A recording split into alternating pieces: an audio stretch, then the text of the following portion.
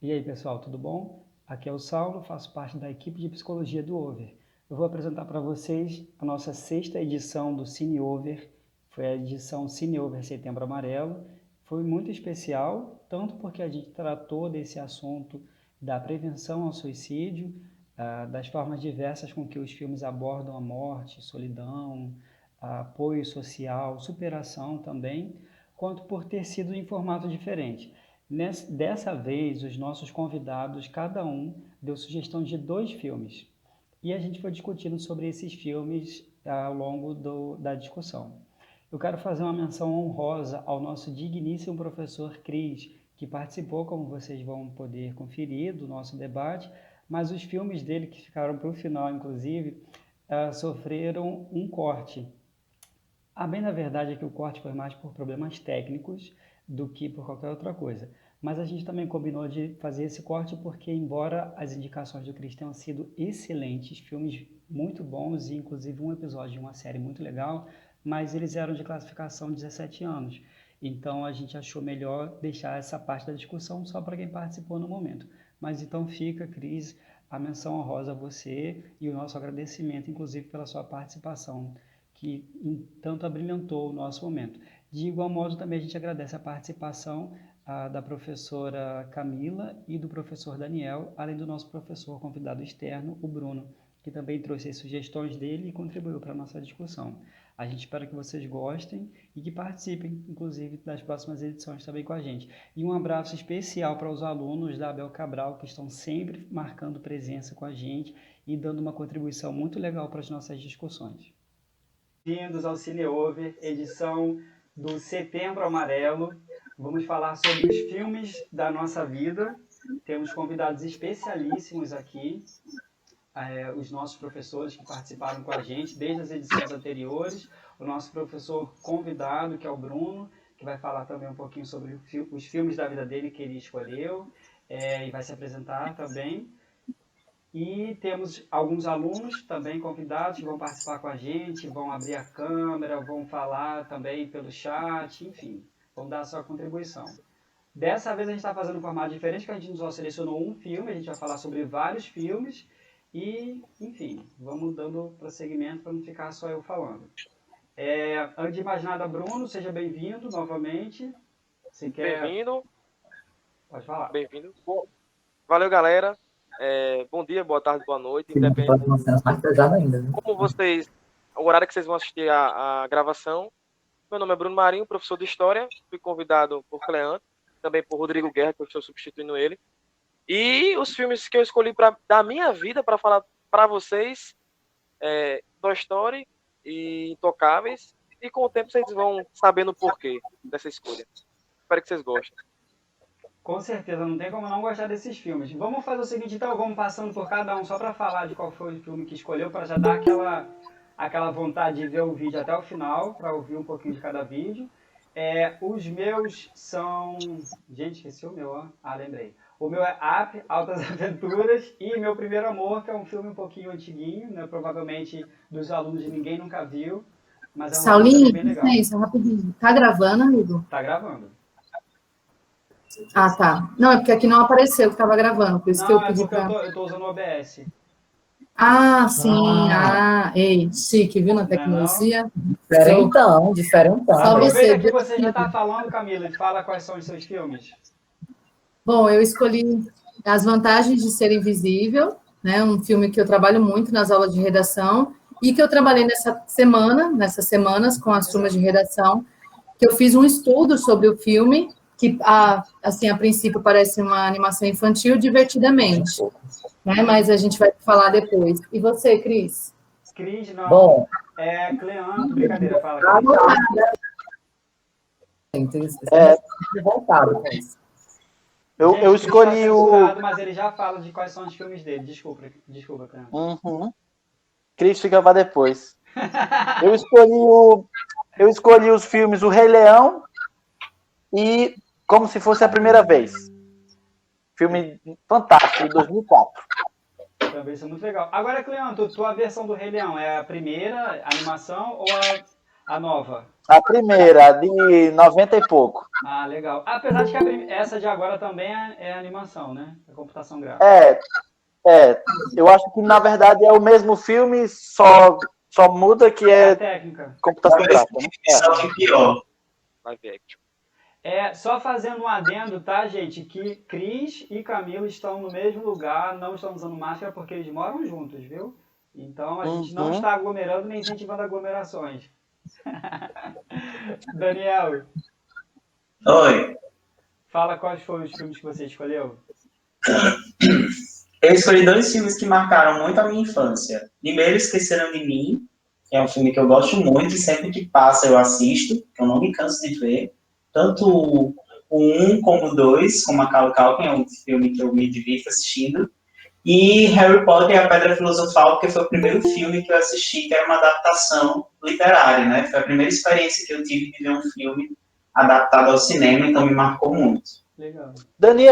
Daniel, só para que você se sinta um pouquinho mais velho, Macaulay Culkin fez esse ano 40 anos de idade. Sério? Você é muito ridículo, Cleanto. Ninguém pediu sua opinião. Ah, mas eu precisei dizer isso. Caramba. Eu me Ridículo. senti velho também, porque um dos meus filmes tem ele protagonizando. Novinho? É? Vocês Acho que estão é até velhos. mais novo do que... Inclusive, ele tá mais novo do que Esqueceram de Mim. Amigo, você escolheu o Rei Leão de 94, né? Vamos falar a idade? Eu era um bebezinho quando eu assistia. Sim, você já tinha 15 anos para cima um pouquinho. Stephanie, já está em condições de falar quais foram os filmes que você indicou? Gente, mais ou menos. Mas eu escolhi Alice no País das Maravilhas como classificação livre. E também escolhi O Milagre da Cela 7, que é um filme recente, mas que também é muito significativo para mim. Ótimo, legal. Stephanie é a nossa profissional externa, já já ela entra ao vivo para entrevistar as pessoas na rua, tá, gente? Não estamos nesse áudio dela, não. Stephanie, eu tinha que fazer essa piada, desculpa. Passamos por todos os filmes, então você já tem uma ideia do que virá por aí. Pode falar, Cleandro. Vamos ouvir o filme. Não passamos por todos. Falta o do nosso amigo Chris. Desculpa. Everybody Loves Chris, então ele vai falar agora. Eu só quero informar que eu não fui avisada a respeito da classificação, tá? Por isso que eu escolhi, assim, realmente umas coisas mais, né? Quando for depois no vídeo eu vou editar e quando você falar eu vou botar assim... Já falou. Ao vivo aí para vocês, tá? Direto de 2020. Então, pessoal, brincadeiras à parte, né? O filme que eu escolhi foi As Horas, porque, assim, é o primeiro filme que eu lembro de ter assistido que falou abertamente sobre o tema, né? E eu também escolhi o terceiro episódio da série Modern Love e Euforia, que também é uma série. Ok. Se você não tem 22 anos, você não pode assistir nenhuma dessas indicações do Cris, tá? Foi avisado. Se você tem, assista, porque são todas muito boas. As Horas, inclusive, seria uma das minhas indicações, se não fosse um critério de idade, que eu acho um filme sensacional. Muito bom. Então, Saulo, eu posso indicar um que está dentro da classificação livre? Tá, deixa eu esclarecer que a sugestão era de que desse uma indicação de um filme que fosse classificação livre, né? E poderia ser até uma animação, e um filme fora dessa classificação para a gente poder distribuir entre as faixas etárias e tal do Over. Mas brincadeira da parte, pode falar, Cris. Só para citar mesmo, Daniel citou o primeiro Harry Potter, né? E eu lembrei de O Prisioneiro de Azkaban, que também vai falar dessa questão aí, mas a gente conversa depois, né? Tá bom. Só para indicar uma de classificação livre. Tá tentando se redimir, né, querido? Tá bom. Vamos. Hoje a gente vai passar a honra do início da fala para o nosso amigo Cleanto, que hoje a gente está fazendo a despedida dele, a nossa última atividade com ele, pelo menos despedida como profissional do Over, né? Como psicólogo do Over, vai fazer parte ainda de muitas atividades com a gente, espero eu. Inclusive nas edições do Cine Over, né? Já tem cadeira cativa, tem que participar com a gente. E eu vou passar a primeira fala para você, Cleandro. Que bom que eu vou, né, que eu espero ser convidado aí para os próximos Cineovers. Acho muito legal essas atividades e eu espero que vocês cumpram com essa promessa aí de me chamar para os próximos. Os filmes que eu escolhi, e eu vou começar pelo Rei Leão, eu escolhi o Rei Leão porque, para mim, na minha vida, marca uma época muito boa. Eu não assistia em 94, eu ainda não assistia filmes em 1994, mas por aí eu comecei a assistir esse filme e é muito marcante para mim porque eu lembro de assistir na casa da minha avó e, enfim, era um momento de assistir com a família, com minhas irmãs, avós e tal. E sempre que eu reassisto ou que eu vejo alguma coisa que relembra o Rei Leão, enfim, vem essa lembrança desse período bom, né? Era sempre um momento, assim, de descontração, assistir filme, né? Também um momento de relaxamento. Assistir filme, quando era fita, era uma coisa bem mais, sei lá, trabalhosa do que é hoje. E acho que é um filme muito legal. Existem muitas mensagens, né, dentro do Rei Leão, e a que eu achei mais importante aqui para o nosso momento é a mensagem que se passa no filme do Hakuna Matata. Eu acho que é isso que eu vou pegar para trazer aqui para a gente, para ilustrar o que eu penso sobre saúde mental, Setembro Amarelo, nesse filme, que é a ideia do lidar com os problemas. Eu não lembro direito a musiquinha, mas a coisa do Hakuna Matata, onde os amigos lá, Timão e Pumba, os amigos de Simba, acolhem ele no momento que ele está precisando ser acolhido, quando ele ainda é pequeno, quando ele ainda é um leão filhote, e Simba cresce com esse lema do Hakuna Matata.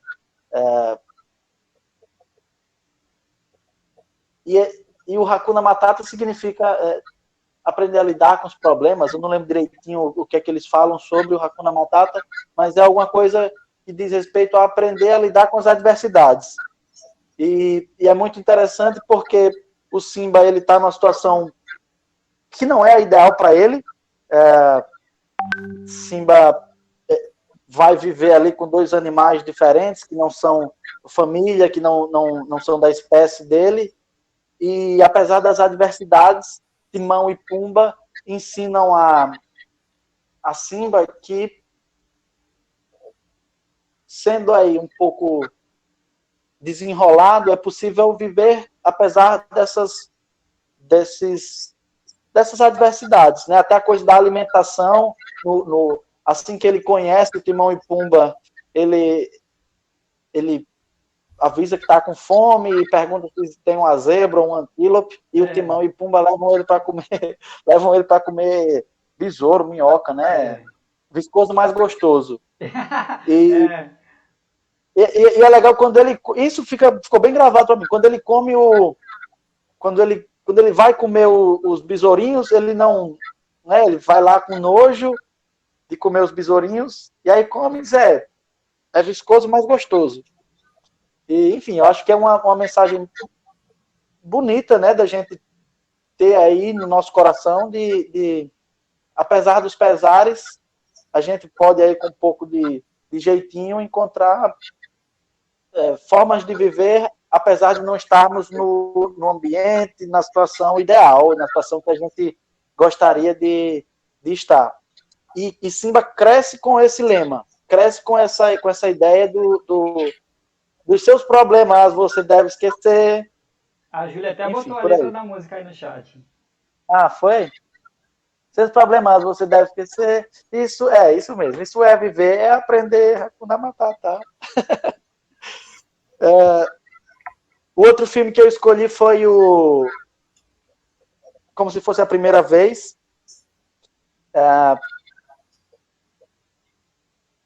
Pelo que eu me lembro, pelo que está guardado aqui na minha cabecinha, que não é muito fiel, mas pelo que está guardado na minha cabecinha, foi um dos primeiros filmes que eu assisti, assim, no cinema, sozinho, com meus amigos e tal. Acho que foi uma das primeiras vezes que eu fui no cinema aqui do Praia Shopping, eu acho.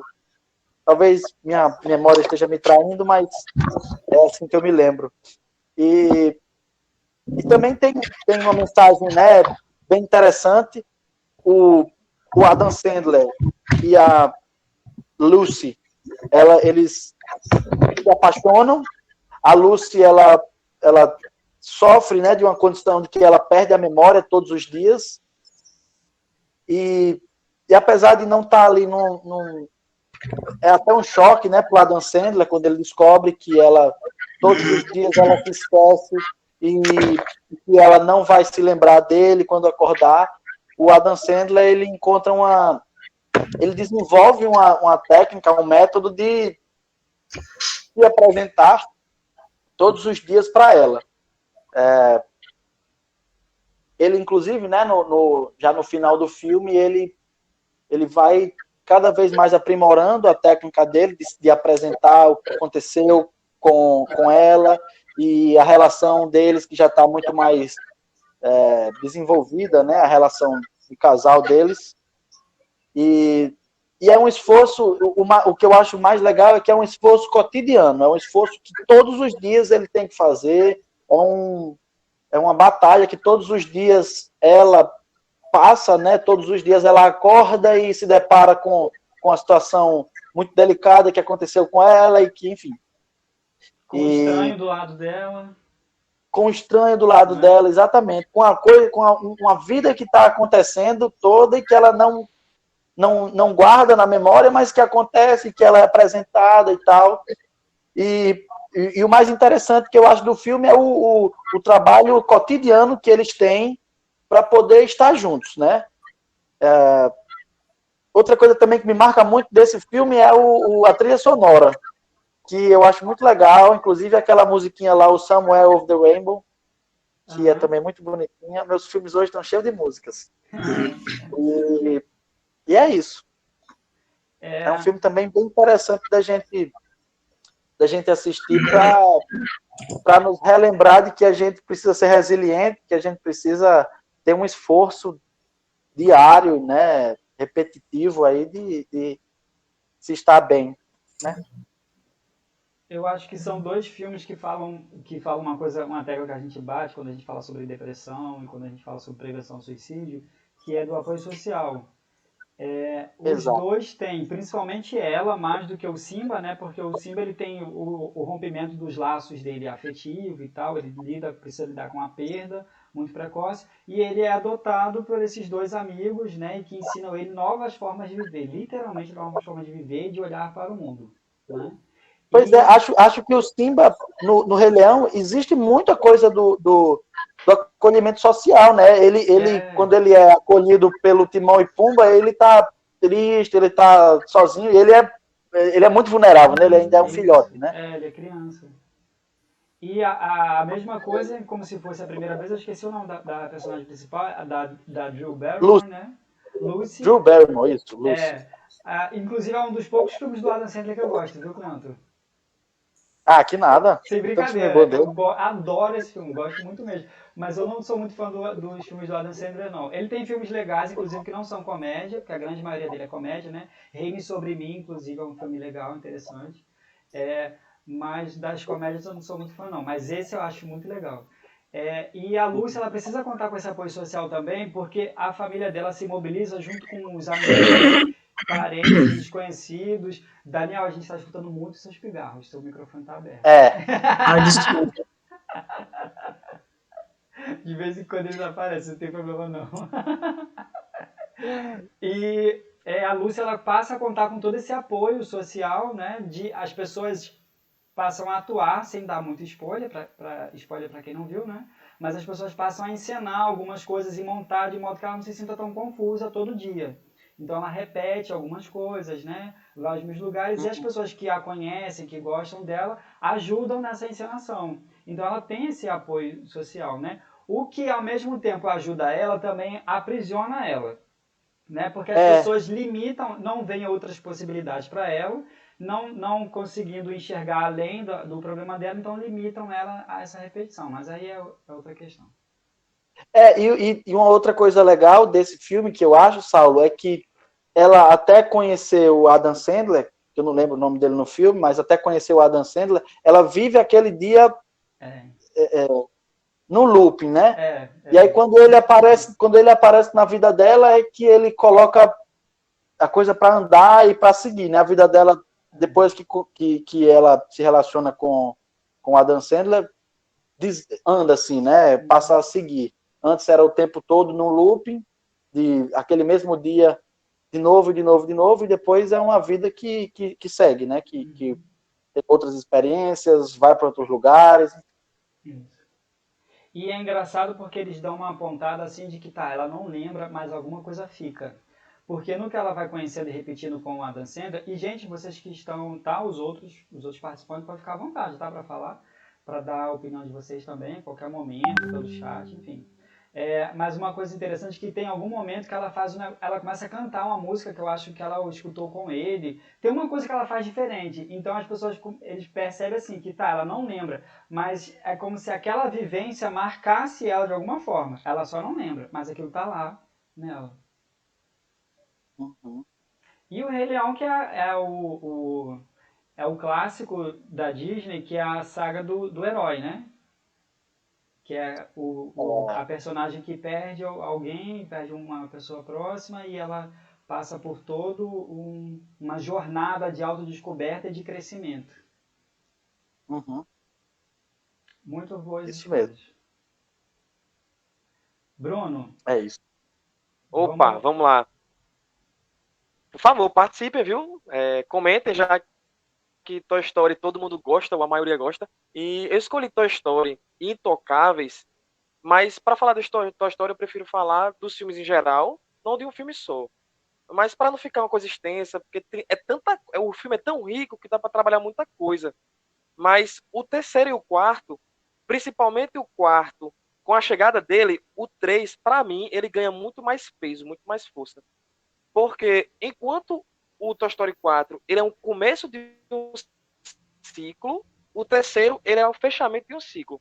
E aí, por que esse filme é importante para mim? Porque em 2010, nossa, eu escrevo tanto sobre esse filme, eu falo, eu indico, particularmente eu sempre digo conselhos assim para alunos, amigos, colegas, sempre assistam um filme mais de uma vez, porque aquela experiência que você vai ter com o filme, ela é única para aquele momento, por causa das suas experiências, você vai adquirir novas, você vai ter um novo olhar, né? Sua subjetividade vai mudar. Então, o filme Toy Story 3, quando eu assisti, eu estava no meu pré, 2010. E quando eu assisti, eu fui pro cinema, fui com um amigo, eu assisti Toy Story 3 e era para mim um filme riquíssimo naquele momento, porque eu estava no pré, aquela pressão, que curso eu escolho, dúvida se eu escolhi o que eu realmente gostava, enfim, estou aqui, né, professor de história, a escolha foi boa. E aí, toda aquela carga, aquela pressão, fechou o ciclo. E agora, o que é que eu faço? Toy Story 3, assim, uma sinopse bem rápida, já 10 anos aí do filme, então eu acho que a maioria assistiu, caso não assistiu, a jornada de Buzz, Woody, a galera lá toda, dentro de eu sempre esqueço, um orfanato não, uma creche, né? Sunnyside, isso. A creche Sunnyside. E aí o Woody acaba ficando lá com a galera, fica presa.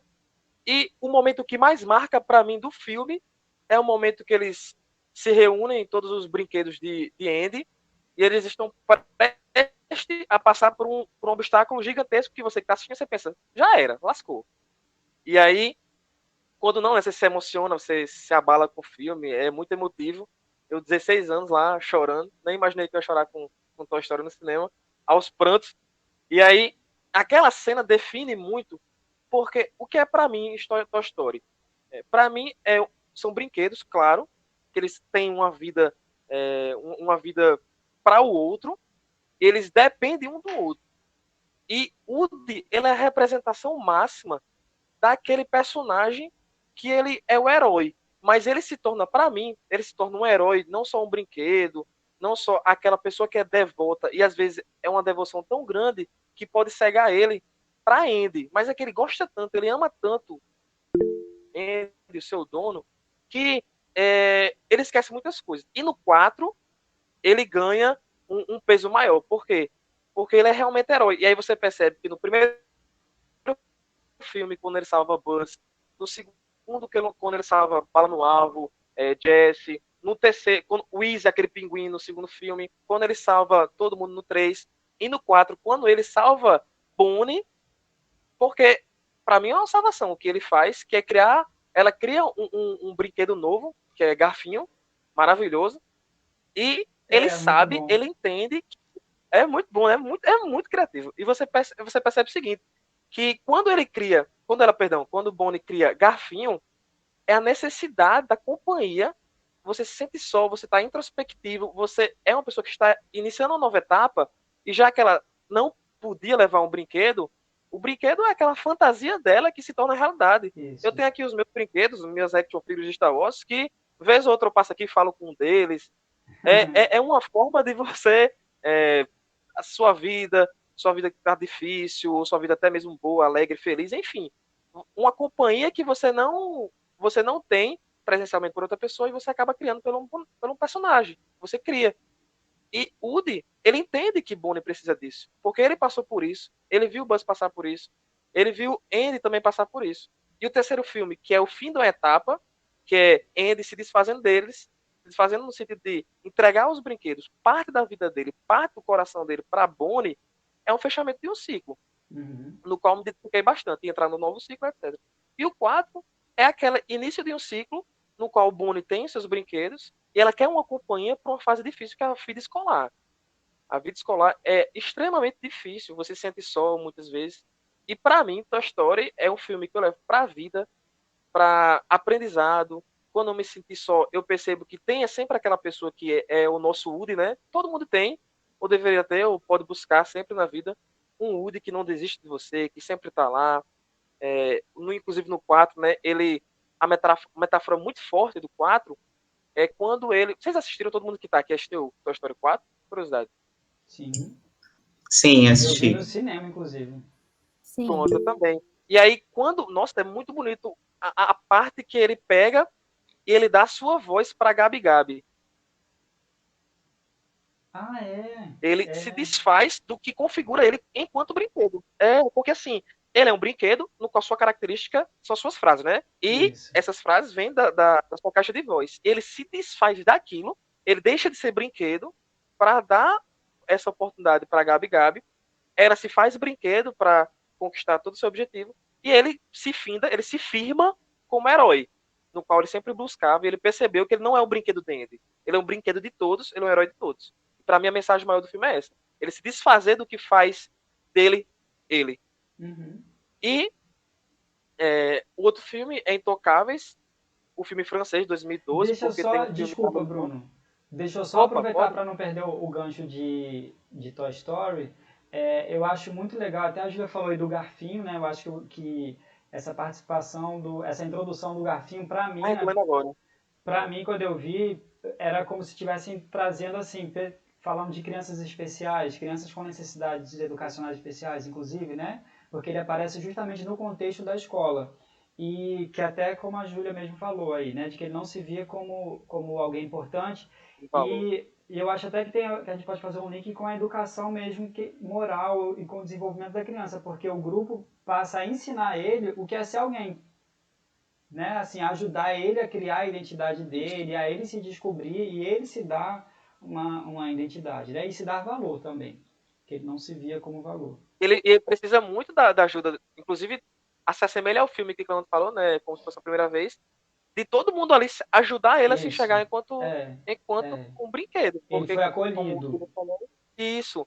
Ele é montado por elementos que são descartáveis, esquecíveis, para ele se tornar para ela inesquecível. É muito bom. Toy Story nossa, tem muita coisa para falar sobre Toy Story. E você falou Intocáveis, filme 2012 francês. Desculpa. Sim. Nada. Eu estava na ponta da língua para falar isso desde que você começou a falar do Toy Story. Mas você falou da Beth ter salvo o Woody, né? E eu acho, polêmica, viu, gente? Eu acho que aliás, você falou do Woody ter salvo a Beth. Eu acho que a Beth salvou o Woody. Não. Eu falei Woody salvar a Gabi Gabi. Ah, Gabi Gabi, a boneca, Gabi Gabi, a boneca lá. Que nunca tinha sido brinquedo de ninguém. A Beth, que era a Beth, que era a boneca da irmã de Andy, salva o Woody. Isso, ela é recolocada na franquia como agora uma figura feminina forte, independente, porque ela não quer ser brinquedo de ninguém, ela quer ser de todo mundo. Isso é muito massa também. Pronto, era justamente esse ponto que eu queria ressaltar. E ela, que a gente estava até falando antes, né, de que abriu inclusive a possibilidade para uma continuação diferente da saga, né, do Toy Story, porque ela mostra para o Woody que ele não precisa ser brinquedo de ninguém, não precisa ter um dono, né, de que ele pode traçar o caminho dele. Ele vivia ali muito seguro, muito sempre tentando manter as coisas como elas eram, né, sempre pertencendo a alguém, sempre mantendo todo mundo perto e com muito medo do que poderia acontecer se ele saísse ali do que era seguro. E a Beth mostra que não, vivi muitas aventuras, inclusive, sem precisar ter alguém cuidando de mim, né? Eu que cuido de mim. E eu achei muito legal. É engraçado Boa que noite. Fala, Daniel. é engraçado entre aspas, tá? Mas assim, é engraçado que o Garfinho é a representação da depressão e da ansiedade em um ser só, né? Tem uma cena que me chama muita atenção no filme. Eu também gosto muito de Toy Story, eu ia escolher, mas Bruno me roubou também. Todo mundo me roubou meus filmes. Cleonto roubou, Bruno roubou. Mas tudo bem, tá perdoado, Bruno. Mas aí, tem as cenas em que ele se joga no lixo, né? Constantemente, para mim existe uma representação muito forte da saúde mental, né? Sim. Porque a gente está falando de um filme infantil, né? Mas é um filme que, obviamente, evidente, a gente percebe que também é criado com o objetivo de passar uma mensagem para os adultos. E a gente consegue ver isso nos personagens de uma forma muito sucinta, em certos momentos, e em outros muito evidentes. Então, essas cenas em que o Garfinho se joga no lixo e o Woody vai insistindo em tirar ele de lá, né, e mostrar que ele não é um lixo, que ele, na verdade, é o brinquedo da Bonnie, é o brinquedo que ela gosta, que ele precisa entender que ele é um brinquedo, que ela gosta dele, é uma tentativa de retirar uma pessoa do fundo do poço constantemente. Ele vai fazendo esse papel durante o filme inteiro. Então, é como o Bruno falou, né, ter o seu Woody, né, ele estava ali exercendo esse papel de quase que uma teia de socorro, né, uma rede de suporte, e o Woody está fazendo esse papel o tempo inteiro no filme, e isso é muito interessante, porque ele é protagonista, né, mas é um protagonista que está ali tentando resgatar alguém que não está bem, né. Muito massa. Os A história Intocáveis, tá liberado. Opa, tá? Eu queria por mim, eu falava de história até 10 horas, mas os Intocáveis não, Intocáveis só, porque os Intocáveis outro filme, Isso, é verdade. É um filme de 2012, francês, e ele tem um remake americano, mas eu não acho tão bom. Não. A essência mesmo tá nesse filme aqui. E aí, esse filme, uma sinopse bem rápida, é que tem um aristocrata, ele é um cara, um duque, se eu não me engano, um arquiduque, enfim. Um cara bastante rico, que ele ficou tetraplégico por causa de um acidente. E tem um negro chamado Driz, que ele passa por alguns problemas sociais, que eu digo já, e ele precisa de emprego. Ele vai tentar ganhar esse emprego justamente com Philip, que ele é tetraplégico, como cuidador de Philip. E a moral do filme é justamente que Philip, por ser muito rico, e tem todo um grupo de pessoas que ajuda ele durante seu cotidiano, e vai tentar contratar uma pessoa nova. E ele descarta todo mundo que vai se candidatar porque todos sentem pena dele. E todos, por sentirem pena dele, ele, não quero esse cuidador, não quero uma pessoa que vá me dar banho, não quero uma pessoa que vá me locomover para outro canto e me enxergue como uma pessoa que precisa se sentir pena. E quando o Driz, que é um cara que está lá puramente pelo dinheiro, porque ele precisa daquele... porque está na condicional, e por estar na condicional ele precisa do emprego, ele não está indo e se candidatando por pena, ou apenas vai trabalhar sentindo essa pena. Não. Ele vai tratar Philip, tetraplégico, como uma pessoa normal. E muitas vezes o humor do filme tá porque ele esquece que Philip é tetraplégico. E algumas cenas se tornam muito hilárias porque ele não se lembra que Philip é tetraplégico. E Intocáveis é muito bacana porque mostra dois extremos gigantescos da sociedade, uma elite, um cara altamente rico, e um cara negro, que já tem as barreiras sociais por ser negro, fora que, justamente pelo racismo estrutural, todos esses debates que você já deve ter trabalhado, ele não tem acesso a uma educação boa, ele não consegue ter acesso à liberdade, ele está no condicional e tudo mais. Então, são dois mundos diferentes, e que, por ser num mundo diferente, tem seus próprios problemas, e nenhum é maior ou menor do que o outro. Philip, numa condição extremamente problemática, que é a deficiência física, e Driz, que é um problema totalmente ligado à condição social. E os dois passam por suas dificuldades. E tem uma e a metáfora principal do filme, para mim, é que Philip, ele não consegue se locomover porque ele está numa cadeira de rodas. Mas Driss também não consegue se locomover porque ele também está numa cadeira de rodas. Mas a cadeira de rodas de Driss é fictícia, é metáfora. A cadeira de rodas de Driss é a própria sociedade, que não deixa ele avançar, não deixa ele se locomover normalmente. As presas, a parte que finca ele no chão, que não deixa ele se locomover normalmente, é a própria sociedade. A cadeira de rodas de Driss é a sociedade, enquanto a cadeira de rodas de Philip é literalmente a cadeira de rodas. E o intuito do filme é mostrar que um depende do outro. E por depender do outro, eles enxergam que o outro, opostos, dependências, eles conseguem se conectar numa amizade, conseguem se conectar numa afetividade que você só consegue possuir isso, só consegue criar isso quando você enxerga o outro, não na condição que ele está, mas o que ele é, o que ele apresenta. E Philip mostra vários momentos durante o filme, momentos de depressão, momentos de introspecção, que ele não se sente mais sem ânimo algum. E quem dá esse ânimo é justamente Driss. E por ele dá esse ânimo como? Tratando o Felipe como uma pessoa normal, além da sua condição. Tratando ele como ele de fato é. Não o cadeirante que não pode fazer muitas coisas ou que depende dos outros, né? E Philip, ele não trata Driss como sendo uma pessoa que tem seus problemas sociais. Negativo, ele trata ele como uma pessoa normal também. E essa relação nasce a partir daí. É muito bom também. Eu não tinha pensado por esse lado dessas limitações do ajudante dele, né? Do Philip. Sim, Driss. O ajudante é o Driss. O Driss. Eu não tinha feito essa sacada, não. Eu acho, o que me chamou muita atenção no filme, concordo com você, a versão americana eu achei totalmente desnecessária, inclusive. Eu nunca entendo esses remakes que tem 2 anos, 5 anos de diferença no máximo, não sei o que acrescentou. Puramente capitalismo. Comercial, né? Uma história que vendeu legal e tal, foi bonitinho na Europa, vamos trazer para cá. Mas aí me chamava a atenção porque eu acho que todas as condições que remetem a muitas limitações, né? Essas condições, uma pessoa passou por um acidente, então ela se vê limitada da sua mobilidade, geralmente elas chocam muitas pessoas, elas passam aquela ideia assim, de que não tem mais nada que possa ser feito, né? A gente se vê impossibilitado do que fazer.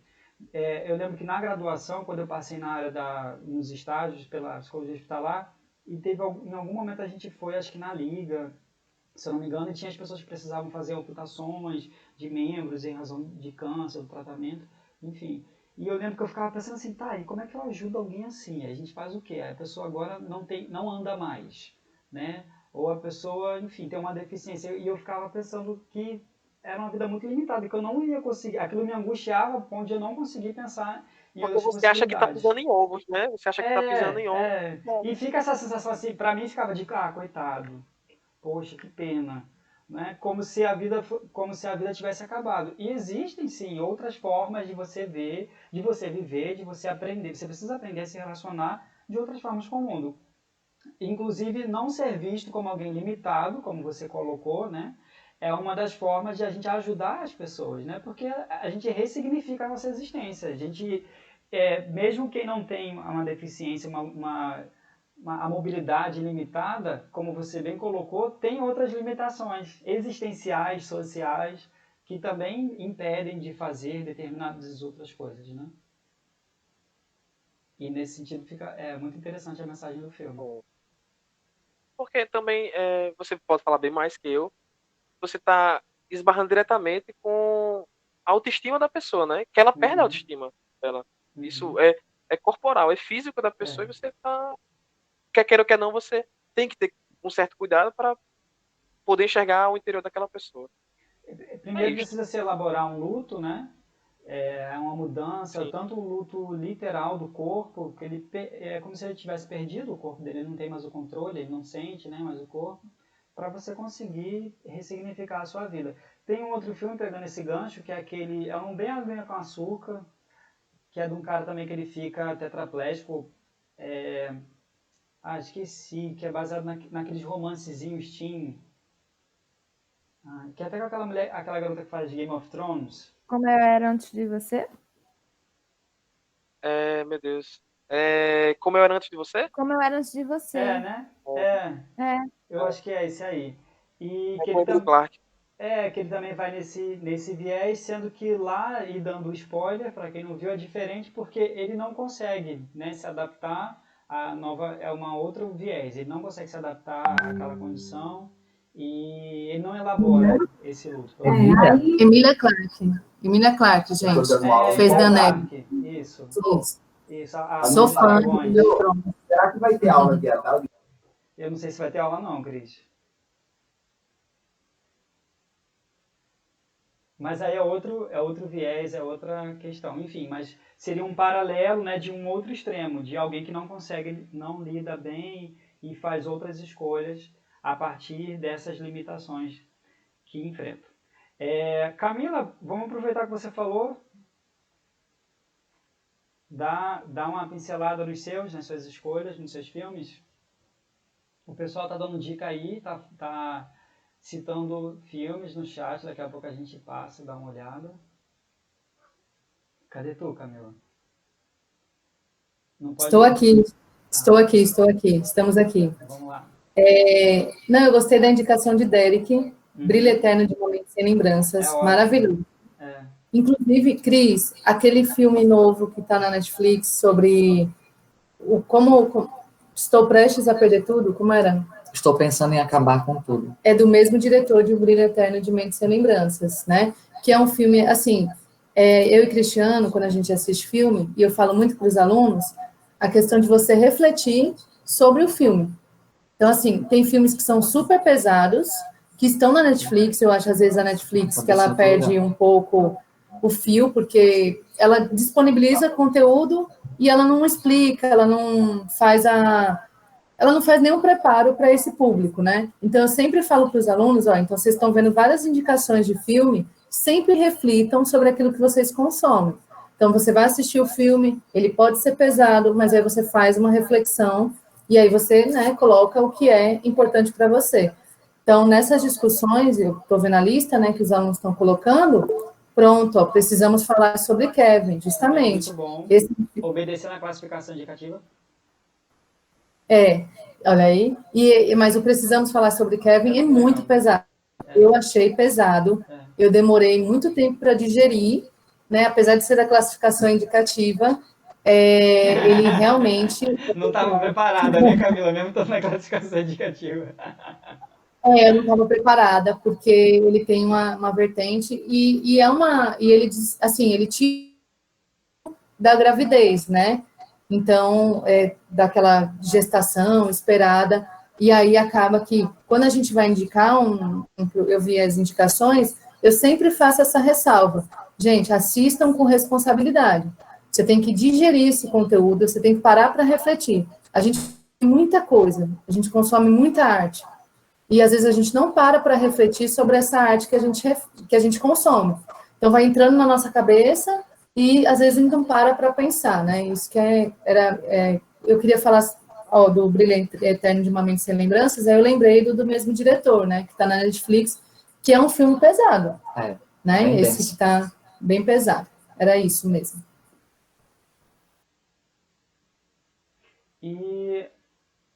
Mas e a sua indicação do Divertidamente e... vamos lá. As vantagens de ser invisível. As vantagens de ser invisíveis.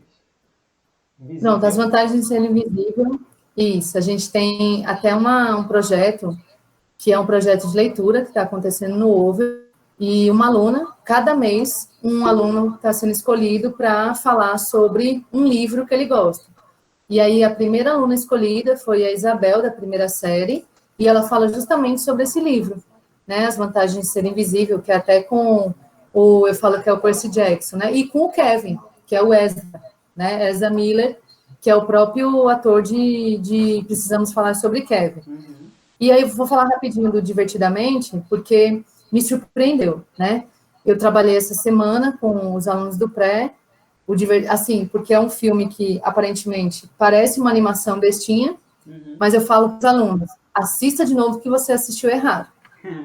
Divertidamente, gente, ele foi feito sobre um trabalho psicológico. Paul Ekman, que é o psicólogo, né, que está por trás desse trabalho, ele foi contratado pela CIA para falar para um trabalho em conjunto sobre detector de mentiras. Ele estudou durante 50, o trabalho dele de psicologia dura 50 anos já, e é um trabalho sobre as microexpressões.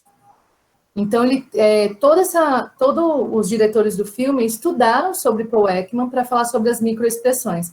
E aí eu achei legal, porque a tristeza, né, que é o personagem ali que bagunça a vida da personagem principal, a menina, né, a Riley, ela muda de cidade e ela não tem mais os amigos da escola e ela passa por um gatilho, que seria isso, né, que era a tristeza dela. E nesse momento, a tristeza que está dentro da cabeça dela mexe com as outras emoções. E aí eu fiz uma analogia para a nossa vida. Como a tristeza bagunça os nossos outros sentimentos. Né? Então, ela acabou bagunçando a engrenagem que tinha na cabeça da menina e mexeu com os outros personagens ali. E uma coisa que eu não entendia, que eu fui ver depois, é que a personagem Alegria, ela tem o corpinho amarelo e o cabelo azul. Aí eu ficava me perguntando, todo personagem tem uma cor, a raiva é vermelha, toda vermelha, a tristeza é toda azul, o nojinho é todo, enfim. E a Alegria era a única que tinha duas cores. Aí eu estudando sobre o filme, foi porque ninguém é totalmente alegre, gente. O cabelo da personagem Alegria é azul, porque ela precisa tristeza, desse momento de tristeza, para ela valorizar o quanto ela é alegre, o quanto ela é feliz na vida. Inclusive, depois que eu entendi isso, é adjetivo de triste também, né? Isso, exatamente. Então, assim, depois que eu estudei o filme, isso que é interessante, os filmes que estão sendo citados, acho que são legais para a gente estudar também um pouquinho por trás do filme, conhecer realmente. Eu me debrucei sobre o Divertidamente e eu passei a assistir de outra maneira. Eu fui assistir porque eu tinha assistido errado. Então, assim, é um filme totalmente psicológico, seria uma ótima maneira de ensinar crianças sobre o assunto. Né? Então, assim, que é um assunto tão difícil de trabalhar, né? A depressão, a ansiedade, os sentimentos, seria uma ótima maneira de ensinar as crianças. Sobre as vantagens de ser invisível, tem uma cena, né, gente, que o próprio Percy Jackson, que é o Logan, né, o nome dele? Esqueci o nome. Lerman, isso é. Ele está numa festa, rodeado de amigos. E as pessoas passam por ele e não veem ele ali, né? Então, assim, eu achei muito interessante aquela cena, porque ele está rodeado de pessoas e, ao mesmo tempo, se sente sozinho. Então, eu acho que as vantagens de ser invisível, eles tratam o tema do bullying, da depressão, de muito delicado, tá? De uma maneira muito delicada, uma maneira muito sensível. Até com Hermione, que eu vi que tem um monte de Potterhead aí na live, né? E então, ele é com Hermione, né, com a Emma Watson, e com Ezra Miller, que é o que faz o Kevin. E aí a importância dos amigos na vida. Eu digo que meus amigos aqui, ó, são os bombeiros do coração, e é verdade. Porque em vantagem de ser invisível, são os amigos dele que o salvam de outras situações bem piores, né? Então, às vezes a gente tem... Isso, exatamente. E, assim, a gente tem que procurar ajuda profissional, mas, num primeiro momento, você precisa ter essa rede de família, de amigo, que te ajuda bastante. Então, acho que Vantagem de Ser Invisível trata da forma delicada. É um dos filmes que eu acho que é mais delicado sobre o assunto. Eu não me senti pesada quando eu assisti. Né? Tem o livro, tem o filme, e, assim, as cenas são maravilhosas, gente. A Emma Watson, né, que ela faz o papel, tem uma cena que ela está sentada com Ezra, e ela fala abertamente sobre o tema da depressão, que as pessoas confundem com a tristeza, né? Eu estava até falando com os alunos essa semana, e uma aluna me relatou que ela é diagnosticada com depressão, e ela tem vergonha, por exemplo, de postar que está num lugar que ela está feliz. Porque as pessoas pensam assim, mas você não tem depressão? Então você tem que sempre ficar triste. E aí, quando ela está num momento de felicidade, ela diz que tem vergonha de postar. Então, olha a influência aí também das redes sociais sobre o que a gente quer postar às vezes, né? Eu faço isso, diariamente eu comento sobre a influência das redes sociais na nossa saúde mental, né? Então, que bom que hoje a internet aqui, né, no momento dessa live, está servindo como um aporte para a gente trabalhar sobre o tema, mas tem que ter muito cuidado dessa influência da rede sobre as nossas vidas, né, sobre a saúde mental. Então, a minha indicação, já que tem que seguir a classe etária, é As Vantagens de Ser Invisível, gente, de uma maneira muito delicada. Quem quiser ler o livro antes, leia.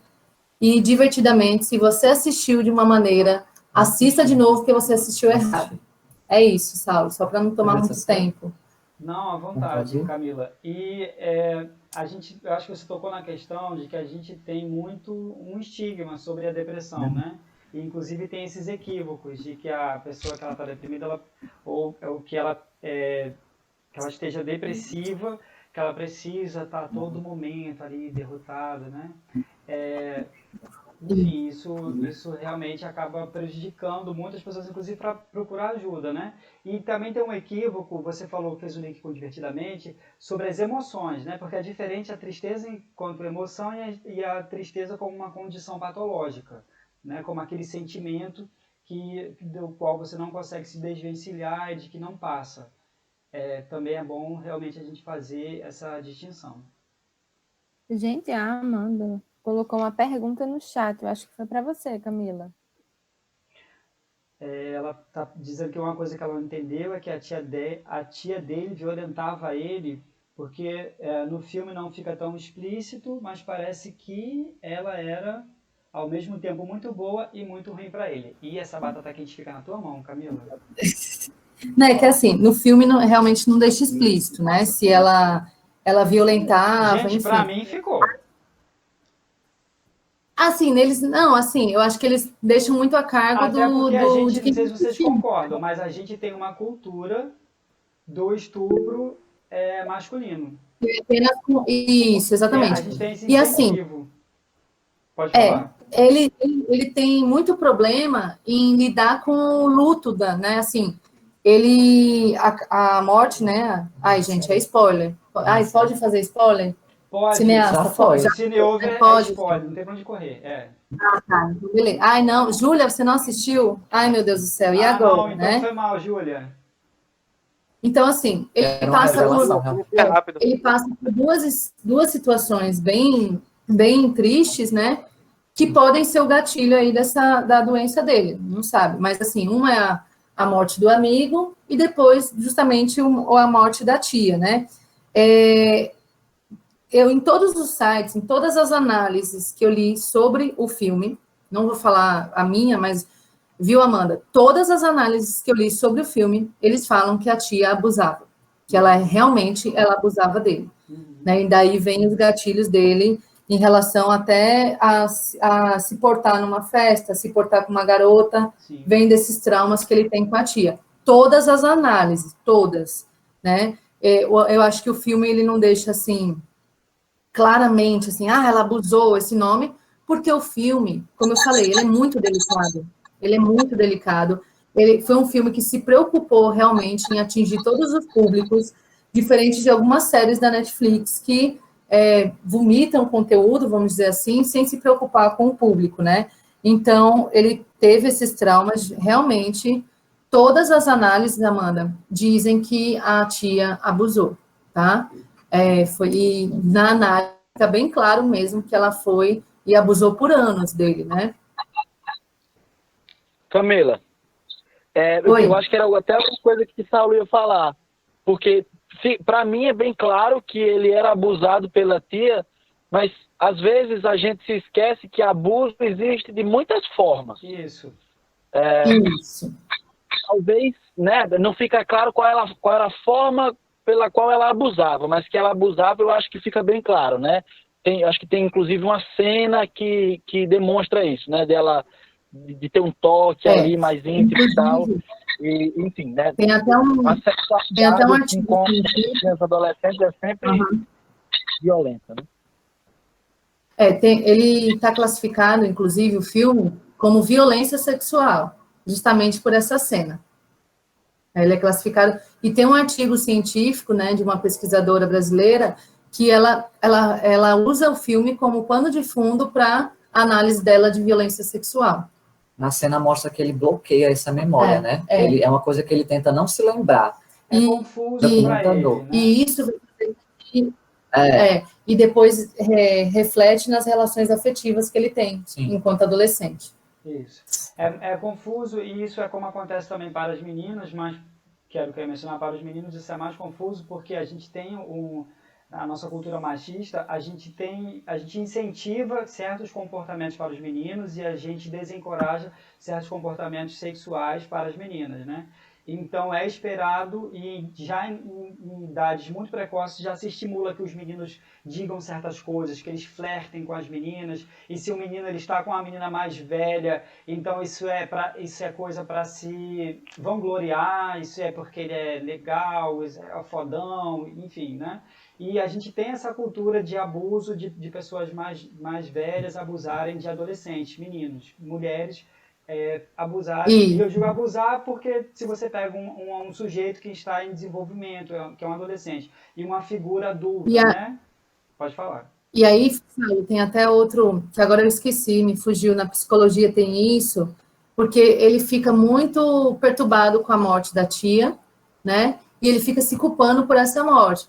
E aí, quando a pessoa que foi abusada, tem um nome para isso, gente. Quando a pessoa que foi abusada... ambivalência em relação a ela, né? Porque ao mesmo tempo que ele tem esse trauma de que no fundo ele sabe que a relação que não era certo, que tinha alguma coisa muito estranha na relação dele, mas ao mesmo tempo acho que até a Júlia sinalizou isso, assim, mas ela era tão legal, que é aquela atriz que faz Two and a Half Men, né?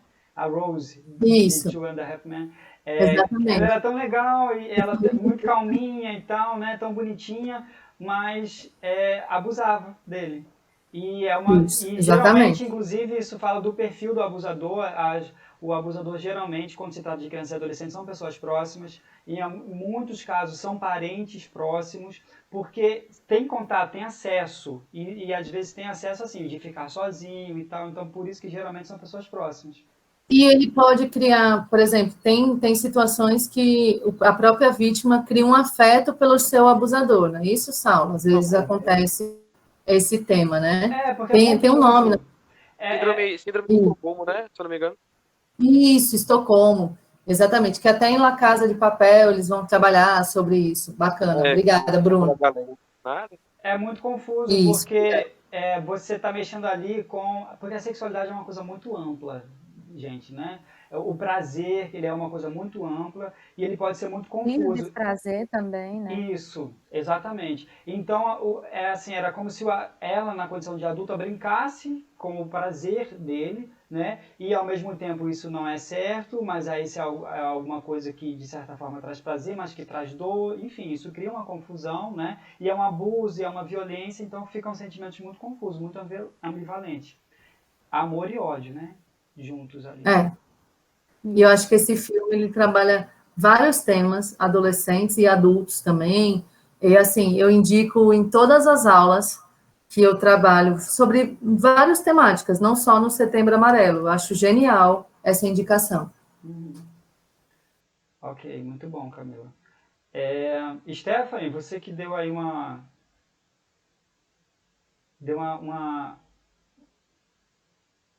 Pronto, fez uma pequena aparição. Vamos lá, passar por você? Suas indicações? Bora lá, meu povo. Filmes que te marcaram. Escolhi como indicação livre, né? Alice no País das Maravilhas. Muito bom. Que é fruto de um livro de 1800 e lá vai bolinhas, né? Uma coisa assim que parecia que na época era, né, muito inusitado para o momento, mas que hoje faz muito sentido para nós, né? Pessoas do século XXI, enfim. Por quê? Alice no País das Maravilhas me provoca pensar sobre a dimensão mesmo, eu acho que do inconsciente, né? A questão dos sonhos, do psiquismo, daquela coisa que às vezes a gente não sabe dizer o que é, mas e às vezes não é mais. Eu acho que Alice traz isso para mim, assim, de um eu, né, que está se construindo, se fortalecendo, que está aparecendo e dizendo quem é e a que veio, né? Ela cai ali como uma criança boba e ela sai, né, uma pessoa diferente, é como se ela, naquela experiência, em outro momento, isso, uma fuga daquela realidade, ela elabora as questões que eram conflituosas, né, para ela, e ela volta com a maturidade, com um olhar diferente. Não necessariamente as coisas mudaram, porque aí a gente vê na continuidade, né, de Alice através do espelho, essa questão de que as coisas não ficaram tão fáceis assim para ela, mas que ela conseguiu uma forma de ver a vida diferente, né? Não necessariamente ela saiu da realidade em si, né? Fica claro no livro que era um mundo fantasioso, de uma dimensão diferente. Mas isso, uma ligação com o surrealismo. Desculpa aí, viu? Eu vou parar de falar, já deu, né? Já deu, ok. Obrigada aí. Bom, mas nesse sentido. E por que, para mim, ele é importante?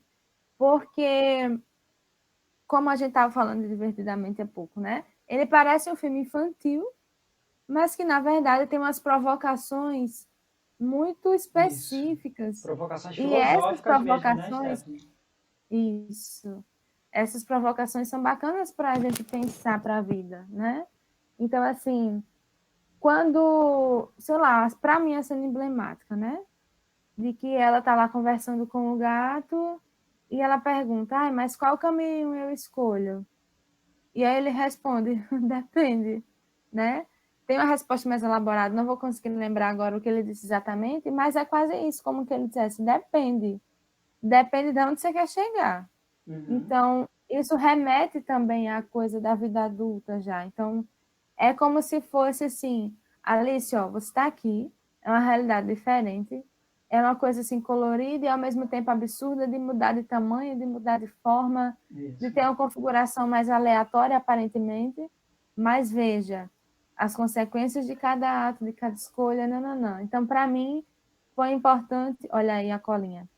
Se você não sabe para onde quer ir, nenhum caminho servirá. Beleza. Pois é. A dimensão da maturidade no sentido de a gente perceber, né, o que faz bem, o que faz mal, qual é o objetivo final, quais são as consequências das nossas escolhas, e dela conseguir olhar para além do sofrimento, porque quando ela chega lá, tem um conflito imenso, né, e ela vai sendo solicitada para, de alguma forma, resolver o conflito. Então, eu acho muito bacana essa questão de ela conseguir sair do mundinho dela, do sofrimento humano dela, e visualizar que existem tantas outras coisas acontecendo ao redor e que ela precisaria fazer esse exercício, né, de se desvincular só do sofrimento dela e ampliar a visão. E aí, pensando nas perguntas, né, de que forma esse filme me marcou, foi de pensar na realidade para além do meu mundo, né, como pessoa.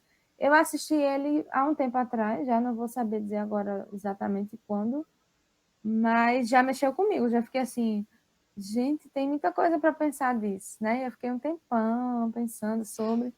Quando eu assisti o 2 também foi muito bacana, pensei um pouco mais sobre esses detalhes. O aprendizado que eu tiro de fato é isso, de tentar olhar com outros olhos, ampliar o olhar, de fato, sempre, cada vez mais. E também a questão da criatividade, que é uma coisa que acho que é a minha cara já, essa palavra, né? Eu já falei tanto, mas acho que é a minha cara mesmo. Conseguir criar sempre, né? E inventar e reinventar, e desmontar e montar de novo, mas de ver possibilidades. E a terceira questão é como esse filme contribui na discussão do Setembro Amarelo, que para mim é isso, de superar obstáculos, né? De que a vida muitas vezes nos assalta, assim, e tem questões difíceis para a gente desatar, mas não deixa de ser uma aventura, né? O nome original do livro é As Aventuras de Alice no País das Maravilhas, e isso também, para mim, fica como uma provocação, né? É viver, aventurar-se, arriscar-se. Então, a gente precisa ter o bom humor para isso, para quando acontecer alguma dificuldade, se reinventar, né? Recriar, enfim. E, ao mesmo tempo, lembrar que coisas vão dar certo, outras coisas não vão dar certo, e enfim. O segundo filme que eu escolhi foi O Milagre da Cela 7. Esse filme é um remake de um filme coreano, se eu não me engano, é de 2013. E na Europa e na Ásia ele foi feito esse remake, né, agora em 2019. Mas eu acho que ele ganhou muito mais fama agora, depois que ele, né, Eu não apareceu na conhecia. Netflix. Esse eu não assisti. Não, nem agora, porque a gente falou dele. Não. Poxa, alguém mais aí não assistiu Milagre da Cela 7, gente? Eu Digam aí vi no que chat. eles estreou na Netflix, né? Isso. Mas aí eu não tive a oportunidade de assistir ainda. Ele ficou no... Olha, Derek também não assistiu. Eita. E agora? Vou Daniel tacar gostou. spoiler. Taca Ele é mesmo. lindo. Bora lá. É muito bem, Júlia. Ele é muito parecido com A Espera de um Milagre, que é outro filme que eu amo também. Assim, a gente precisava escolher dois. E eu tentei pensar, como todo mundo, em como ele contribui no sentido de Setembro Amarelo, né? E aí, bom, selecionei esses, mas realmente tem muita coisa em jogo, assim, muito filme. Pronto, eu estava dizendo dos meninos. Eu sei que Saulo vai cortar essa parte, então eu vou falar. Se eu pudesse escolher outros filmes, posso dizer, Saulo? A gente já liberou. Eu diria a Lagoa Azul, né? Que foi um filme que aí, acho que década de 90. Ih, mais antigo, viu? 80 e pouco, se não for de 70. Ele é muito antigo. Sim, é antigo assim. Brooke Shield, bem novinha. Parece que ela não tinha nem 18 anos quando fez o filme. Bom. Júlia. Já era. Fala, Stephanie. Mas Saulo fica com inveja, porque eu sou de 91 e ele já é um pouco mais, entendeu? Um pouquinho mais parte, rodado. né? Bom, outros filmes bacanas, tipo Nunca Fui Beijada, é um filme que eu gosto demais. Outro filme, De Repente 30, mas assim, são filmes mais pop, vamos dizer assim, né? Tem umas questões específicas, mas não caberiam tanto. E aí o Milagre da Cela 7 voltando, né? Forrest Gump também era uma coisa que eu ia escolher, mas também fiquei preocupada. Muito bom. Enfim, tem muitos filmes muito bacanas. Eu realmente fiquei com dificuldade de escolher, até disse para os meninos, gente, pelo amor de Deus. Lembrei de Jogos Vorazes, lembrei de um monte. Mas, enfim. Milagre da Cela 7. Muito parecido com A Espera de um Milagre, de fato. Também parece, como o Bruno está dizendo aqui no chat, um pouco com Forrest Gump, também acho. Apesar de que a narrativa parece de fora, né? Sobre o Milagre da Cela 7, parece que é um narrador bem externo, assim. Mas, enfim.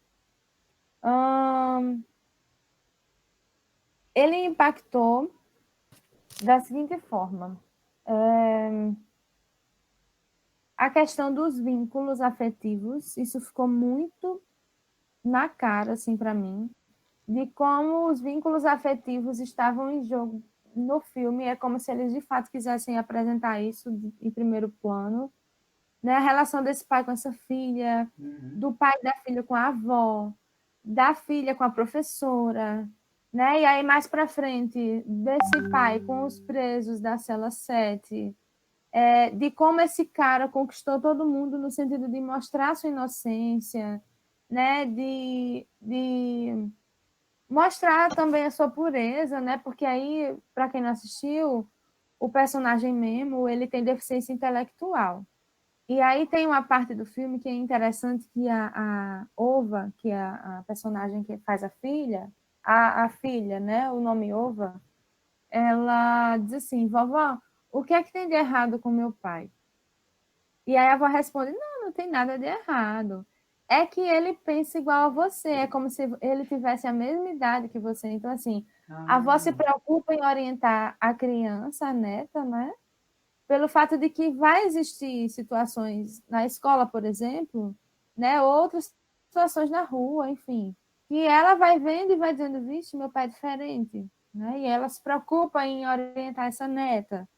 E, ao mesmo tempo, essa menina também começa a tratar ele diferente, de conseguir, de alguma forma, ser mais atenciosa, ter mais cuidado. Tanto é que, quando ele é preso, ela fica desesperada para provar a inocência desse pai e ele sai da prisão. Porque ela também, talvez, até imaginava, e aí eu estou conjecturando mesmo, desculpe, talvez até imaginava que ele não ia sobreviver, né, nessa condição, né, preso, enfim, com deficiência intelectual, não conseguia, às vezes, se expressar muito bem, de estar sendo acusado de um assassinato de outra criança, né? Então, assim, quando ele chega na prisão, então, nem se fala, né? Ele sofre uma surra muito grande, até que as coisas vão ficando claras, enfim. Mas, para mim, o ponto principal são os vínculos, é esse cuidado, respeito e essa troca que eles têm, né? Pai e filha, principalmente porque depois de um tempinho as cenas vão mudando, as relações mudam também ali no passar do tempo do filme. Por que falar desse filme no Setembro Amarelo? É o que vocês já falaram um pouco agora, né? Em relação a gente poder ter uma rede de apoio. E outra coisa é de que precisamos uns dos outros. Então, assim, por mais que ele tivesse deficiência intelectual, ele, né, de alguma forma passou a mensagem dele de alegria, de cuidado, de trabalho também, porque ele era um pastor de ovelhas e ele trabalhava, né, e ele buscava essa menina na escola, enfim. Tinha uma rotina cotidiana, comum, nada fora do comum, apesar da sua limitação. E aí isso marca a comunidade, marca as pessoas ali em volta. Isso chama a atenção dos presos na cela 7. Então, isso também me faz pensar sobre a importância do filme nesse momento. Além dos vínculos, além da rede de apoio, qual é a mensagem que a gente passa para as pessoas, né? O que é que a gente representa para os outros? Não que a gente vá se importar sempre com o que o outro pensa ou diz ou acha da gente, mas de como a gente pode contribuir para a vida uns dos outros, né? E assim, para ele, parecia que ele gostava de servir, né? Gostava de fazer coisas engraçadas e, ao mesmo tempo, demonstrar cuidado. Até mesmo depois que ele leva uma surra, que o pessoal fica achando estranho, né, o comportamento dele, que reconhecem que ele tem uma deficiência, que ele tem uma dificuldade, eles mudam o jeito de tratar, e esse cara, né, e o Memo vai ser colocado num lugar diferenciado, no sentido de ser incluído ali no dia a dia dos presos, né, porque aí tem toda uma regra lá na prisão, enfim. Mas que ele vai participando do grupo de uma forma diferenciada, né, até porque ele não conhecia a malícia lá da ganguezinha da cela 7, mas, enfim, ele vai sendo incluído de certo modo, e vai deixando a marca. Eu não vou contar o final, porque é muito emocionante, eu não quero chorar aqui nas câmeras, mas é muito bom, é um filme muito bacana, e são esses motivos, né, pelo qual eu escolhi esses dois filmes, mas também falaria de milhares outros, principalmente os filmes que falam muito mais de psicopatologia, como Cisne Negro. Eu fiquei super tentada em falar de Cisne Negro, mas quem sabe em outro momento a gente pode falar sobre isso e tal. Era isso. Cisne Negro é ótimo mesmo, lembrando classificação de 18 anos, mas eu Então, lembro que eu vi ele no cinema e eu fiquei muito chocado, tem umas coisas que chocam mesmo, né? E é uma metáfora muito legal sobre como é que uma pessoa descompensa, né? O processo de a pessoa perder o contato com a realidade, cindir com a realidade. É muito interessante esse Cisne Negro. Mas está na minha lista de como A Espera de um Milagre, por exemplo, que eu adorei também. mas está na minha lista de filmes para ver só uma vez. Tem aquele filme que mexe tanto com tantas coisas sobre a gente também, né, com os nossos sentimentos, que apesar de eu reconhecer que é uma obra de arte, assim, belíssima, mas eu botei na lista para ver só uma vez. Eu não consigo, não sei se eu consigo passar pela experiência não, de novo. E aquele que a gente deixou de stand-by desde o começo, cansado, com o computador no colo, né, Daniel? Vamos falar dos seus? Um dos primeiros que entrou. Deixa eu ver se eu consigo abrir minha câmera. Vocês estão me vendo? Estamos. Então, eu vou falar dos meus filmes. Eu vi que teve muito alvoroço aí, viu, quando você abriu a câmera. Pode falar. Então, eu fiquei mais na memória da infância, né? Teve muitas análises interessantes sobre filmes aí, mas eu fiquei muito na memória da minha infância. Foram os filmes que mais me marcaram, né? Na minha infância. E eu vou começar falando de Esqueceram de Mim. E Esqueceram de Mim acho que foi um dos primeiros filmes que eu vi no cinema, né? Ainda criança. Ele me marcou muito. É claro que quando a gente assiste o filme criança, a gente só consegue captar a diversão do filme. Principalmente um filme como esse, que é um filme de comédia, né? Que é Macaulay Culkin ficou famoso através desse filme. E conta a história de uma família rica que sai para viajar e esquece o filho em casa, né? Um enredo simples, né? Um pouco absurdo, né? Talvez, mas foi um filme que me marcou muito porque ele representava na época, pelo menos, a ideia de família natalina, né? Aquela coisa, né? Muito nostálgica, muito bonita e tudo mais. E eu lembro que o filme foi lançado justamente na época do Natal com esse propósito, né? De captar o público para isso. Mas quando eu assisti o filme a primeira vez, quando criança, eu só conseguia perceber a questão do humor, né? Dele colocando armadilhas para os ladrões ao entrarem na casa e tal. Mas quando a gente assiste o filme hoje, e aí eu consigo perceber por que esse filme me marcou tanto. Ele traz uma visão familiar, uma desconstrução familiar muito forte. A gente é uma família rica, uma família de alto poder aquisitivo, que está viajando, fazendo uma viagem caríssima, né?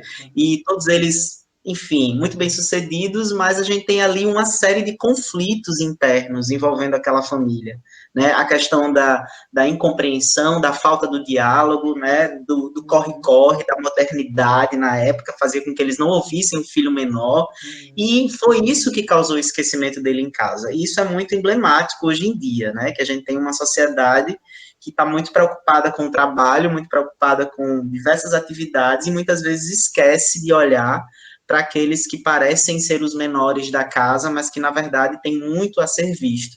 E hoje, quando eu vejo o filme como adulto, eu percebo como ele tinha uma mensagem muito forte sobre isso, mas todo envolvido na comédia. Tão envolvido que nem parece que existe isso, né, dentro da temática. Então, esse filme me marcou muito por isso. Acho que foi uma primeira visão familiar que eu vi.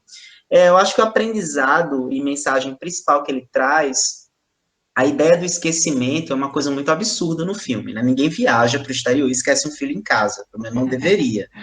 Mas a mensagem principal do filme, eu acho que é esse protagonismo da criança, que ali é colocado de uma forma bem absurda, né? Um menino daquele tamanho em casa, dá conta de tudo, não existe, né? Já seria até crime aí, abandono de incapaz. Mas, assim, a gente consegue ver como o personagem do Macaulay Culkin, ele consegue ser protagonista do próprio problema. Ele não se desespera, né? Ele assume o controle, ele protege a casa, e ele vê aquilo como um momento de diversão, ele vê aquilo como um momento de se divertir. Eu tô sozinho em casa, isso nunca acontece, então, quer saber, eu vou aproveitar, eu não vou ficar com medo. Eu vou curtir o momento, porque é o que eu tenho. Então, eu acho que essa análise que o filme traz, de forma bem infantil, mas é muito forte para a gente quando a gente se depara com situações difíceis, inclusive a própria tristeza, o próprio momento ruim, o momento triste, em que a gente pode, de repente, se tornar protagonista daquele momento e conseguir dar a volta por cima, como o personagem fez, né, de forma bem exagerada, mas fez. E eu acho que a discussão do Setembro Amarelo, se é que eu posso incluir dentro dessa história, desse enredo, está justamente nessa ideia da solidão, né?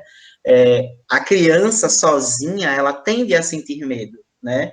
E nós, como adultos, também sentimos medo em várias situações de solidão. Mas naquele momento, a criança, o personagem, percebeu que ele poderia reverter isso. E ele poderia, ao invés de sentar e lamentar deles ter sido esquecido, sido deixado para trás, ele transformou aquilo num motivo para ele aproveitar. Ele tirou férias da família, né? E eu vou curtir. E ele se divertiu. Então, eu acho essa mensagem do filme muito doce, ao mesmo tempo que ela é exagerada, é muito doce, e eu acho que a gente pode tirar um grande aprendizado disso. E o outro filme que eu escolhi, e foi uma coincidência, o Chris Columbus é diretor dos 2 filmes, e eu não escolhi com esse propósito, depois que eu me toquei. Ele dirigiu Esqueceram de Mim, e ele também dirigiu Harry Potter e a Pedra Filosofal, né?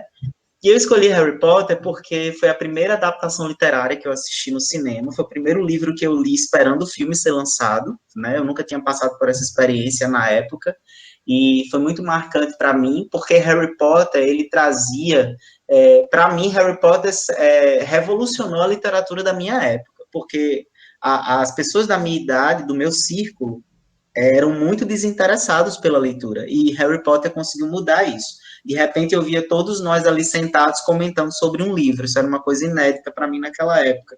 E Harry Potter é uma história que trata também de questão de rejeição, né? Rejeição familiar, um certo desprezo, né? Harry Potter é um menino que vive embaixo da escada, que é maltratado pelos tios, que não ganha presentes no Natal, né? Então ele vive um dilema familiar durante muitos anos, até virar um protagonista de uma história, né? Que é quando ele vai para a escola e ele passa a ser alguém respeitado, né? Ele passa a ganhar um certo privilégio, né? Nesse processo. Muitas situações de violência, né, familiar. Muitas, né? Das pessoas que deveriam cuidar dele. Exato. E eu arrisco dizer, Saulo, que se Harry Potter fosse um livro não infanto-juvenil, a gente teria visto coisas muito mais absurdas dentro daquela realidade que ele vivia. É claro que o público que a autora queria atingir era o público infanto-juvenil, então ela não ia exagerar na mão. Mas, assim, a gente percebe que há muitos momentos fortes em que ele se vê no estado de desprezo, né, de ser empurrado, desprezado, ser mandado, vira empregado da casa, de uma forma muito desprezível, humilhante, né? Mas na época a gente não ligava muito para isso, a gente queria muito ver a questão da magia, né? Quando eu era criança, a preocupação era essa. A gente só vai percebendo isso depois. Mas o filme me marcou bastante pela ideia que é construída do personagem e de evolução. Eu costumo dizer muito que Voldemort é um vilão que todo mundo ama, né? Ama e odeia ao mesmo tempo, porque ele traz uma imagem para a história muito forte. E no primeiro filme, ele está em busca da Pedra Filosofal, né, que representa um artefato muito valioso, né, que transforma tudo em ouro ali, né, e ele quer para ser imortal, né, ele quer ser imortal. E Voldemort representa esse vazio existencial, né, parece uma coisa até, é uma coisa da magia do livro, mas Voldemort quer ser imortal porque ele não admite morrer, ele não admite ser vencido pela vida. Isso é uma coisa que as pessoas têm muito hoje em dia. Quantas pessoas não estão lutando por essa imortalidade da estética, essa imortalidade, né, do bem-estar, do casamento, da amizade, da vida financeira, e ficam se agarrando a tudo que podem para manter essa imagem eterna. E a figura de Voldemort, para mim, como vilão, ele representava alguém desesperado para conseguir essa vida eterna. E nesse primeiro filme, eu vejo a figura de Harry saindo de um total anonimato, tratado com o desprezo e a humilhação familiar, até um estado de protagonismo total, né? É uma reviravolta muito grande, do primeiro até o final do filme. E quando a gente vai amadurecendo e lendo sobre o autor, a gente vai vendo as características da autora, né? Como ela escreveu tudo isso, que alguns personagens representam momentos dela própria em situações muito difíceis, né? Ela já chegou a revelar que a criação dos dementadores, né? Dos personagens dementadores tem a ver com a depressão que ela vivenciou. Então a gente vai vendo as características da realidade na história. Então Harry Potter me marca muito nesse sentido, né? Eu acho que ele traz várias discussões ligadas à depressão e a isolamento e a essa questão de deslocamento, que eu acho que é uma coisa muito forte para causar esse sentimento de tristeza, você não se sentir pertencente àquele grupo, né? E quando esse grupo é familiar, parece que essa dor é ainda mais forte, né? E eu acho que Harry tem essa tristeza de estar em uma família que ele não pertence. E ele percebe isso desde sempre. Então, a família dele se torna os amigos, né? Ele se apega às amizades para poder construir a sua história, e eu acho que isso se estende, eu botei a Pedra Filosofal, mas eu acho que isso vai até o final, né, até a saga inteira, mas eu acho que são 2 filmes, assim, que trazem discussões tão sucintas, né, mas ao mesmo tempo muito profundas sobre a existência, e sobre nós hoje, enquanto adultos, olhando para trás e vendo esses filmes, a gente eu pelo menos fico chocado, fico vendo como tanta coisa é tratada sem a gente perceber. Eu tinha outros filmes também para falar de né, censura, né? Não sei nem que censura mas não são censura, né? Mas, assim, filmes como Efeito Borboleta, que para mim também tem esse, não sei se vocês já viram, mas é um filme que é até com aquele Ashton Kutcher, que depois ficou muito famoso, mas na época ele nem era tanto, que ele descobre que quando escreve num diário dele, ele consegue voltar no tempo e mudar as coisas, né? Sim. E é um filme que também trata disso, esse poder da gente conseguir mudar o que não nos fez bem. E ele vai percebendo que cada vez que ele muda, fica pior. E aí, esses filmes, essas narrativas, elas têm muito disso, né? Todos esses personagens sofreram traumas, situações difíceis, mas eles trouxeram esse protagonismo de volta. E eu acho que isso me inspira muito nesses filmes, conseguir ver essas reviravoltas positivas.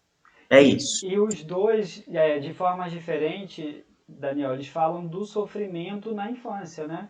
Porque nós tendemos a negligenciar ou a subestimar o sofrimento na infância.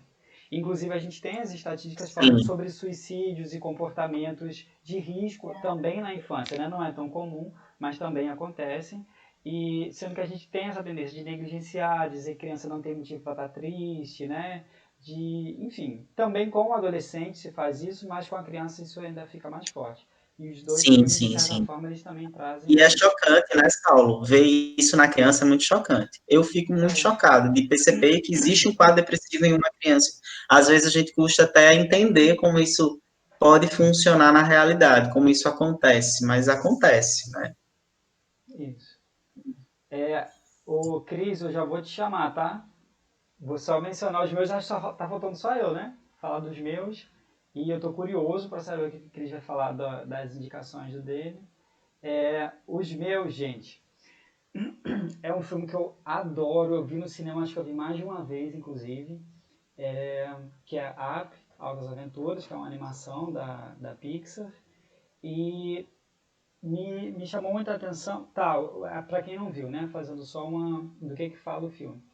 O filme trata de um idoso, um senhor viúvo, que mora sozinho, muito mal-humorado e que vive uma rotina muito rígida da vida, e ele se vê ali numa vizinhança que está mudando e estão construindo, fazendo várias construções e tal, e grandes empresas de construção querem comprar a casa dele e começam a transformar a vida dele um pouquinho no inferno por estar ali em volta dele, a ponto de quererem obrigar ele a vender e de arrumar uma forma de obrigar ele a vender a casa dele, ou a tomar a casa dele. E, enfim, ele vai viver uma aventura, literalmente uma aventura muito legal, de sair de onde ele está com a casa, até a foto do filme mostra, né, a casa cheia de balões, ele sai. E ele tem a companhia de um menino de 8 anos, se eu não me engano, que é escoteiro, de um cachorro que fala, de uma espécie de avestruz, eu não sei que bicho é aquele, acho que é um bicho do filme, também muito inteligente. E tem vilão, e tem luta, tem fuga em balão, tem um dirigível. É um filme muito emocionante. Como é, Bruno? Os cachorros falantes. Tem o Doug, né? O cachorro falante, que eu acho o máximo, o Doug. Vários cachorros também, é muito engraçado. Os outros, inclusive, tem um negócio muito engraçado, porque um dos cachorros né? Eu ri demais no cinema com aquilo, porque o cachorro muito grande, né? É um pastor alemão, não. É um Doberman, É um parrudão. Doberman, né? Bom, o Rottweiler, bem O parrudo. Rottweiler e tal, imenso, e ele chega falando com uma voz, e tem uma piada de falar esquilo, né? Não sei qual é. Eu sei que toda vez que ele falava esquilo, que virava para trás, que ele fala com uma voz muito aguda, muito estridente, é muito engraçado. Mas eu acho que essas coisas foram muito para quebrar o clima do filme, né, né? Saulo? Então, pesado. Sim.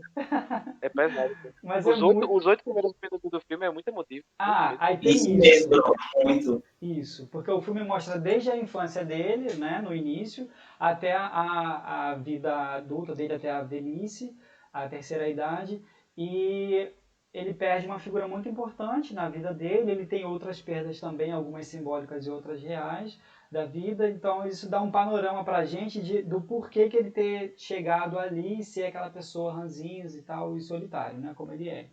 E é bem triste mesmo, bem emocionante, muitos lutos não elaborados, mas o que me chamou muita atenção é o fato de a personagem principal ser uma pessoa idosa, porque não é comum você ver, né, filmes que são estrelados por pessoas idosas. E eles conseguiram fazer uma aventura muito legal, muito divertido, muito engraçado e ao mesmo tempo muito emocionante. Eu acho que eles dosam de forma muito legal o drama com a comédia e com as surpresas, e tem sacadas muito, muito legais. A perda da esposa, né, o Daniel está falando, é muito triste, você fica, poxa, agora o que vai ser da vida dele, né? E o principal do filme, não me estendendo muito, é assim, como a vida dele muda, né? Quando ele sai daquele lugar de pessoa solitária, de pessoa tímida, né? Que ele foi uma criança tímida, que ele não falava, a esposa dele era quem falava tudo, era quem decidia tudo e tal, para ser uma pessoa que expandiu as fronteiras e que começou a se relacionar de outra forma e que encontra uma criança também muito solitária, muito desrealizada, muito negligenciada, né? E, enfim, que ele demonstra amor para essa criança, ele consegue se relacionar com essa criança de forma como ele não se relacionava com as outras pessoas. E tem os bichinhos também, filme com bichinho que fala, não pode dar errado, né? Tem que ser, é um filme que dá certo. E é muito, muito, muito legal, indico muito. Na questão do setembro amarelo, eu acho interessante por isso, porque você tem, de novo, a importância do apoio social, né? Ninguém é ilha. A gente sozinho a gente não consegue se realizar como a gente se realiza quando a gente está em grupo, quando a gente pode contar por apoio. E isso a gente vê nos dois extremos da vida. Em alguém com 8 anos que está iniciando a sua vida e em alguém que está no fim da vida, vamos dizer assim, né? Na terceira idade, já com limitações da idade. E a gente vê como é importante contar com esse apoio e a diferença, inclusive, que ele vai fazer na vida do menino, que depois ele acompanha o menino lá que ele quer receber uma medalha, né? É muito legal. Quem não viu, assista. É uma indicação muito boa e faz a gente pensar, inclusive, sobre o sentido da vida, sobre, enfim, questões relacionadas à saúde mental. Meu Primeiro Amor é um filme que me marcou na minha infância, porque não que seja o melhor filme ou o que eu mais gostei, mas eu lembro que ele me chocou muito pelo fato de ele tratar de morte do início ao fim. A personagem principal do filme, esqueci agora o nome dela, o pai dela tem uma funerária. Então ela está acostumada a lidar com morte, inclusive ela chega perto de pessoas, dos cadáveres, lá das pessoas que estão lá para ser embalsamadas, né, como é a cultura nos Estados Unidos, e ela conversa e tal, e ela vê muitas pessoas morrendo, mas ao mesmo tempo na família dela a morte é um tabu. Eles têm uma morte próxima na família, lá de alguém. Primeiro que a gente já sabe que a mãe dela é falecida, porque o pai cria ela sozinho, e tem uma morte, se não me engano, da avó, alguém próximo ao longo do filme morre. E a gente vê como é difícil, mesmo para uma pessoa que lida com a morte diariamente, como ofício, lidar com a morte na própria vida, né? E isso isso faz com que o pai dela seja um pouco negligente em relação a ela, aos cuidados com ela. Ela acaba sendo uma menina que se cria um pouco sozinha, né? E dando um spoiler muito grande para quem não viu, me desculpe, mas eu vou ter que dizer. Mas também eu acho que é importante o filme porque ele fala tanto da morte numa fase mais velha, vamos dizer assim, né, de uma pessoa idosa, quanto da morte muito precoce de uma criança.